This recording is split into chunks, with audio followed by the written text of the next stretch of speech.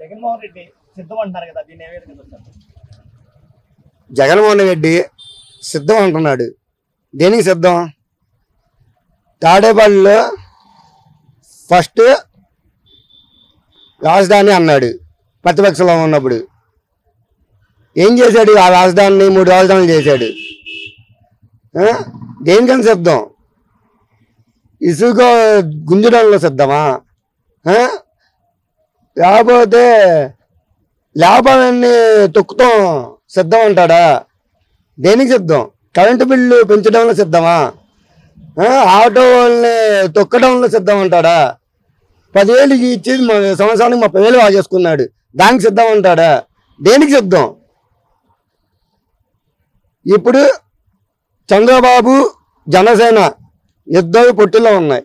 ఇప్పుడు కొత్తగా బీజేపీ కూడా పొత్తు అయింది. కాబట్టి జగన్ గుర్తుపెట్టుకో, నువ్వు మొన్న సిద్ధంలో నువ్వేమన్నావు?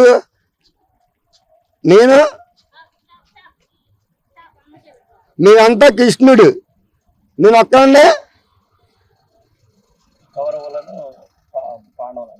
పాండవులు అనేది అన్నారు కదా. అది నువ్వు కాదు, ఆ జనాభా గుర్తిస్తారు. ఇప్పుడు ఒక్కటే మాకు కావాల్సింది, ఒక్క ఓటే మాకు. నేను తొక్కాలన్నా, నేను దించాలన్నా రాబోయే రోజుల్లో ఎన్నికల్లో మాత్రం నేను తొక్కుతాం కన్ఫామ్. డిపాజిట్లు కూడా రావు నీకు. ఆ గుడివాడ నాని కానీ, ఆ నెల్లూరు అనిల్ యాదవ్ కానీ, ఆ రోజా కానీ డిపాజిట్లు కూడా రావు అసలు.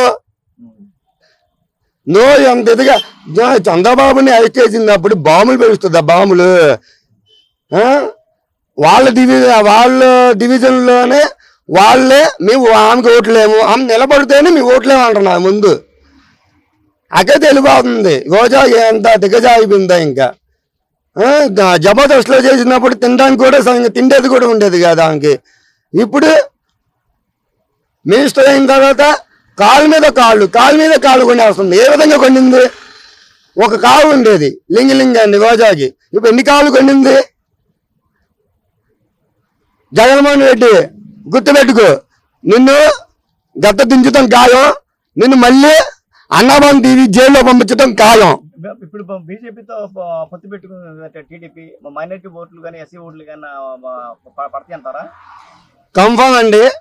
బీజేపీకి కన్ఫామ్గా మైనారిటీ కానీ, ముస్లిమ్స్ ఓటు కానీ, బీసీ కానీ, ఎస్సీ కానీ ఓట్లు కన్ఫామ్గా వస్తాయి. ఇప్పుడు జగన్ చేసిన పరిపాలన చెత్త పరిపాలన ఇది చెప్పాలంటే. టీడీపీ మీద, జనసేన మీద తొక్కుతాం, పార్టీల ఆఫీసుల మీదకి వెళ్ళిపోయి గొడవ ఆడుతాం, నావే లోకేష్ అన్న పాదయాత్ర చేస్తుంటే ఇంకే దానికి అద్దుకోవటం, సైమిలానే సొంత అమ్మను చెల్లినే నడ్డిగొడి మీకు వస్తుంది ఒకటి జగన్మోహన్ రెడ్డి. ఇప్పుడు అధికారంలోకి వచ్చిన తర్వాత జనాభాని, దేశాన్ని ఏ విధంగా వచ్చిస్తాడని ఒక్కసారి సాన్స్ అన్నాడు. వైఎస్ కుటుంబాన్ని చీల్చింది జగన్మోహన్ రెడ్డి, చంద్రబాబు అంటున్నాడు, జగన్మోహన్ రెడ్డి అంటున్నాడు కదా. ఏమండి, జగన్మోహన్ రెడ్డి అనేది వాడు ఒక వేస్ట్ కాడండి. చెప్పాలంటే జగన్మోహన్ రెడ్డి జైల్లో ఉన్నప్పుడు వాళ్ళ అమ్మగారు కానీ, సౌమిలమ్మ కానీ పాదయాత్ర చేశారు. సౌమిలమ్మ అయితే 3,500 కిలోమీటర్లు తిరిగింది పాపం అధికారంలో కావాలని. ఆ విధంగానే అధికారంలోకి వచ్చింది వైసీపీ. అధికారంలోకి వచ్చిన తర్వాత అమ్మ కూతురు ఇద్దరిని బయటకు వచ్చాడు. ఒక పోస్టులు ఇస్తాం కానీ, అది ఒక అధికారంగా చేపట్టడం కానీ అదేం లేదు. కాబట్టి సైమిలా ఉంటుంది, మా అన్నయ్యను నమ్మద్దు. ఆ కోటికట్ట డ్రామా పాపం ఆయన 4 సంవత్సరాల నుంచి ఆ పిల్లోడు కోటి చుట్లు జైలు మగ్గుతూ ఉన్నాడు. ఇప్పుడు దాకా 4 సంవత్సరాలు ఒకసారి అడుగు పెట్టారండి జగన్మోహన్ రెడ్డి. వాళ్ళ బాబాయ్ని చంపేసి ఎన్ని సంవత్సరాలు అయిందంటే 4 సంవత్సరాలు అయింది. వాళ్ళ బాబాయ్కి ఇప్పుడు దాకా సిబిఐతో ఎంక్వైరీ అని చేపించాడు. పోనీ ఏంటంటే ఇది ప్రజలు అంతా గమనిస్తున్నారు, ప్రతి ఒక్క చేస్తున్నారు. మాకుండి ఒక్కటే ఓటుతోనే నిన్ను దించుతాం ఖాయం. సభలో 15 లక్షల మంది దాకా మాకు వచ్చారు, మేము కంపల్సరీ గెలుస్తాం, 170 సీట్లు గెలుస్తాం అని చెప్పేసి అంటున్నారు. ఇంకెందుకండి 170కి 170 వాళ్ళే చేసుకోమని చెప్పండి ఒక అంకెతో. ప్రతిపక్షాలు ఎందుకు? ఇంకా ప్రతిపక్షాలతో పనే ఉందండి. ఇంకా ఆయన ఒక్కడే పరిపాలించుకోమని చెప్పండి. ఇసుక దోపిడీ అని, మళ్ళీ మద్యపానం అని. అసలు మద్యపానమే నిషేధం అన్నాడు. ఏది మద్యపానం నిషేధం? 150 రూపాయలు 100 రూపాయలు ఆ మందు తాగుతూ ఉంటే ఒక్కొక్క పిచ్చెక్కి పోయి ఒక్కొక్క చచ్చిపోతున్నాడు కూడా. ఏంటంటే ఆ మందులు. ఈ జగన్మోహన్ రెడ్డి ఎక్కిన తర్వాత లేబర్కి పనులు లేవు, ఆటో వాళ్ళకి కిరాయిలు లేవు, కాయలకి తుప్పుకోవాల్సి వస్తున్నాయి. ఈ జగన్మోహన్ రెడ్డి ఎప్పుడు దిగిపోతాడా అనేసి జనాభా 100% చూస్తున్నారు. కాకపోతే నేను ఎవరు నోరు విప్పట్లేదు. దౌర్జన్యంగా నిన్న సిద్ధం మేడమెట్లు ఒక న్యూస్లో చూపించారు, నాకు పని ఉంది నేను రావట్లేదు మీటింగ్కి మీరు వెళ్ళిపోండి అని చెప్తే దౌర్జన్యంగా అక్రమంగా ఆయన కొట్టారు వైసీపీ వాళ్ళు. ఇదే తెలియట్లేదండి, ఇక తెలియట్లేదండి వాళ్ళు ఎంత దౌర్జన్యాలు ఎంత ఇదిగా చేస్తున్నారు. పాపం ఆయన ఎంత ఇదిగా దెబ్బలు తగిలి ఉన్నాయి. అంత దారుణంగా ఆయన కొట్టుకుంటారండి. మీటింగ్ రానంటే ఆయన ఉండే పనులు ఆయన ఉంటాయి, వదిలేయాలా? అంతేగాని కొట్టి చూళ్ళు తీర్చుకుంటూ అవుతాయండి. మా దారుణం కాకపోతే ఈ వైసీపీ అనేది ఒక రోడ్డు యుద్ధం కాదండి. పెత్తందారులు మొత్తం కలిపి మా పేదల పార్టీ మీదకి వస్తుందని చెప్పేసి అన్నాడు జగన్మోహన్ రెడ్డి.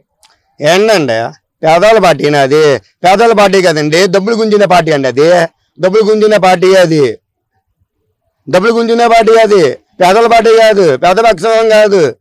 ఎవరికి ఇచ్చినా ఆడోళ్ళకి పెన్షన్ 3000 వస్తున్నాడు. ఎంత వాక్కుంటున్నాడండి సంవత్సరానికి? నెలకి 3000 ఇచ్చి సంవత్సరానికి ఎంత వాక్కుంటున్నాడండి? 30,000 వాక్కుంటున్నాడు. కరెంటు బిల్లు ఒకప్పుడు ఎంత వచ్చేది? మా అయితే ఒక 300-500 వచ్చేది. ఇప్పుడు ఎంత వస్తున్నాయండి? 2000 రూపాయలు అవుతుంది. ఒక్కొక్కరికి 1000 రూపాయలు అవుతుంది. బియ్యం బస్తా ఒకప్పుడు ఎంత ఉంది? 600 నుంచి 700 ఉండేది. ఇప్పుడు 1500 1600 ఉంది బియ్యం బస్తా ఒకటి. పామిల్ నూనె ఎంత ఉండేదండి? 60 రూపాయలు. ఇప్పుడు ఎంత అండి? 140 రూపాయలు. ఏంటండి ఇది? చంద్రబాబు గారు ఉన్నప్పుడు సిఎన్జి గ్యాస్ ఎంత అండి? 52 రూపాయలు. ఈ జగన్మోహన్ రెడ్డి ఎక్కిన సంవత్సరాల్లోనే 100 రూపాయలు చేస్తాడు. ఏంటండి ఇది? మధ్యతరగతి పార్టీ కాదండి, అది డబ్బులు గుంజిన పార్టీ. అది ఇసుక మద్యం భావనం ఈ గుంజుకున్న పనిలో ఉన్నాడు కానీ ఎవరికి ఏం చేద్దాం ఏంటి అని ఆలోచన లేడు. ఏ విధంగా సిద్ధపడుతున్నారు 2024లో? 2024లో మాతో టీడీపీ, జనసేన, బీజేపీ 3 పొత్తుతో వస్తాయండి. కన్ఫామ్గా జగన్మోహన్ రెడ్డిని దించడం ఖాయం గద్దం. సెంట్రల్ నియోజకవర్గం లాగానే బోండ ఉమ్మనే వస్తాడు, పైన చంద్రబాబు గారు వస్తారు, మంగళగిరిలో ఎమ్మెల్యే నారా లోకేష్ అని వస్తాడు. జగన్మోహన్ రెడ్డి ఇది మాత్రం రాసి పెట్టుకో, నీకు మూడింది. టీడీపీ కార్యకర్తలను కానీ మా ఎమ్మెల్యే కానీ ఎంపీలు కానీ మా టీడీపీ పార్టీ ఆఫీసుల మీద కానీ ఏ విధంగా పంపించావో ఏ విధంగా గొడవలు చేసావో మా చంద్రబాబు గారు అన్నీ చూశారు. వాళ్ళు ఒక కన్ను రప్ప ఇలాగంటే చాలు, ఒక చిట్టుకి ఇలాగంటే చాలు, నీ కార్యకర్త కానీ నీ పార్టీ ఆఫీసులు కానీ నీ జెండాలు కానీ ఏ ఒక్కటి కూడా ఉండవు. ఆయన ఎప్పుడు శాంతి అన్నాడు, ఆ శాంతంగానే మేము ఉన్నాము. గుర్తుపెట్టుకో జగన్మోహన్ రెడ్డి, నేను గడ్డను దిద్దుతో ఆగాను. 2004లో గుడివాడ నాని ఒకడు, అనిల్ కుమార్ యాదవ్ ఒకడు, రోజా ఒకటి,